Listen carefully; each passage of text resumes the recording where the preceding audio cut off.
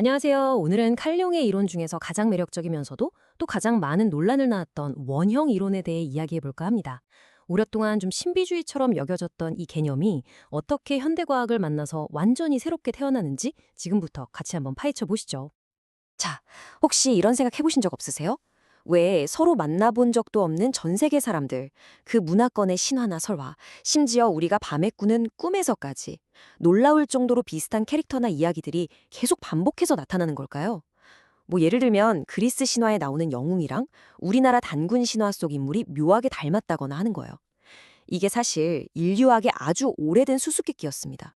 자, 이 엄청난 질문에 대해서 심리학자 칼 융은 보편적 상징이라는 정말 대담하고 멋진 답을 내놓았습니다. 융이 제시한 핵심 아이디어는 바로 집단 무의식이라는 거예요.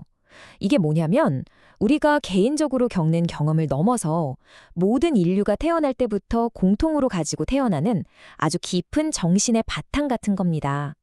그리고 그 안에는 원형이라고 불리는 이야기의 씨앗들, 그러니까 영웅, 어머니, 지혜로운 노인처럼 딱 들으면 떠오르는 그런 보편적인 이미지와 패턴들이 이미 들어있다는 거죠. 그런데 말이죠. 이 집단 무의식이라는 개념 정말 매력적이긴 한데 한편으로는 이런 비판을 엄청나게 받았습니다. 아니 그래서 그게 대체 어디 있는데요? 눈에 보이지도 않고 과학적으로 증명할 수도 없으니까요. 그래서 신비주의다, 비과학적이다 이런 꼬리표가 늘 따라다녔죠. 왜 그렇게 비판을 받았을까요? 그 뿌리를 거슬러 올라가 보면 수백 년 동안 서양 철학을 지배해온 하나의 큰 생각과 부딪히기 때문입니다. 바로 철학자 데카르트가 말한 이원론이에요. 아주 간단하게 말해서 정신은 정신이고 몸은 그냥 물질적인 몸뚱이일 뿐, 이 둘은 완전히 별개라는 생각이었죠. 자, 여기 화면을 좀 보세요. 왼쪽이 바로 그 데카르트적인 관점입니다. 생각이나 개념 같은 건 그냥 추상적인 기호일 뿐이고 우리 몸하고는 아무 상관없다는 거죠. 하지만 오늘날 과학은 정반대 이야기를 합니다. 바로 오른쪽이죠. 마음과 몸은 분리된 게 아니라 아주 깊숙이 연결되어 있고 우리의 생각 자체가 사실은 우리 몸의 경험에서부터 출발한다는 겁니다. 완전히 180도 다른 이야기죠? 바로 이 지점에서 수십 년간 오해받았던 융의 이론을 구해줄 과학계의 구원투수가 등장합니다. 그 이름은 바로 체화된 인지라는 혁명적인 관점입니다. 체화된 인지, 말이 조금 어려울 수 있는데 쉽게 말해 이런 겁니다. 우리가 뭔가를 생각하고 이해하는 과정이 단순히 뇌 안에서만 벌어지는 추상적인 컴퓨터 계산 같은 게 아니라는 거예요. 오히려 우리가 세상을 이해하는 방식 자체가 우리 몸을 통해, 즉 세상을 만지고 느끼고 움직이는 이 신체 시스템을 통해서 만들어진다는 거죠. 우리의 마음은 몸에 아주 깊이 뿌리내리고 있다는 뜻입니다. 아니, 그럼 몸이 어떻게 보편적인 상징을 만들어낸다는 걸까요? 그 비밀을 푸는 열쇠가 바로 체화된 은유라는 개념에 있습니다. 우리가 몸으로 겪는 공통된 경험들이 눈에 보이지 않는 추상적인 개념들을 이해하는 바탕이 된다는 건데요. 백문이 불여의견이죠. 구체적인 예를 한번 같이 보시죠. 자, 그럼 우리 모두가 똑같이 가지고 있는 이 몸은 대체 어떤 식으로 우리 모두가 이해하는 상징의 언어를 만들어낼까요? 예를 들어 분노라는 감정을 한번 생각해 볼까요? 우리 왜 화나면 열받는다 이렇게 말하잖아요. 그렇죠? 이게 그냥 하는 말이 아니라 실제로 우리가 화가 나면 혈압이 오르고 얼굴이 확 달아오르는 그런 신체적인 경험을 하기 때문입니다.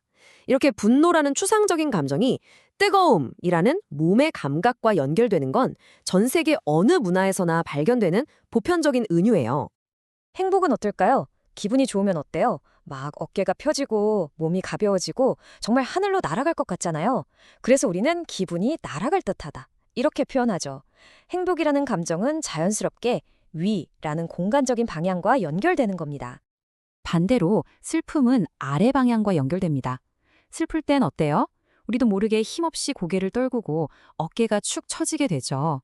이렇게 몸이 아래로 향하는 신체 경험이 슬픔이라는 감정의 상징이 되는 거예요. 자, 그럼 정리가 좀 되시나요? 과정은 이렇습니다. 첫째, 모든 인간은 똑같은 몸을 가지고 세상을 경험합니다. 덥고 차갑고 무겁고 가벼운 이런 감각들이요. 둘째, 이런 공통된 신체 경험이 분노는 뜨거움, 행복은 위처럼 보편적인 연결고리, 일종의 선천적인 매핑을 만들어냅니다.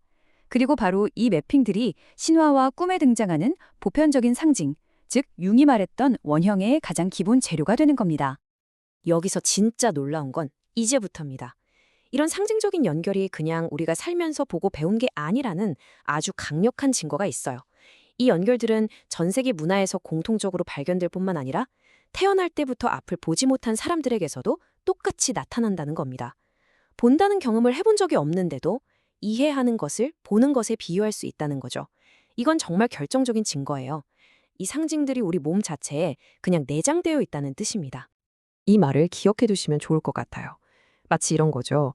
우리는 태어날 때부터 어떤 이야기들 만들어낼 수 있는 보편적인 상징의 알파벳을 물려봤는데 그 알파벳의 정체가 신비한 무언가가 아니라 바로 우리 모두가 공유하는 인간의 몸이라는 겁니다. 자, 이제 이 모든 조각들을 하나로 맞춰볼 시간입니다. 오늘 설명의 가장 중요한 결론에 도달할 시간이죠. 오랫동안 신비의 영역에 머물러 있던 융의 개념을 이제 과학의 언어로 다시 정의할 수 있게 되었습니다. 그렇다면 집단 무의식이란 과연 무엇일까요? 그것은 더 이상 손에 잡히지 않는 저 멀리 어딘가에 있는 신비롭거나 영적인 세계가 아닙니다. 집단 무의식은 바로 우리 모두가 공통으로 가지고 있는 이 몸 그 자체이자 그 몸이 세상을 경험하는 보편적인 방식이었던 겁니다. 신화와 꿈의 원천은 저 하늘 어딘가에 있었던 게 아니라 바로 우리 자신의 생물학적인 현실, 우리 몸 안에 있었던 거죠. 자, 이 설명을 마치면서 마지막 질문 하나를 던져봅니다. 기쁠 때 솟아오르고 슬플 때 가라앉고 화날 때 뜨거워지는 바로 여러분의 몸. 지금 이 순간 당신의 몸은 스스로에게 어떤 보편적인 이야기를 들려주고 있나요? 한번 조용히 귀 기울여 보시는 건 어떨까요?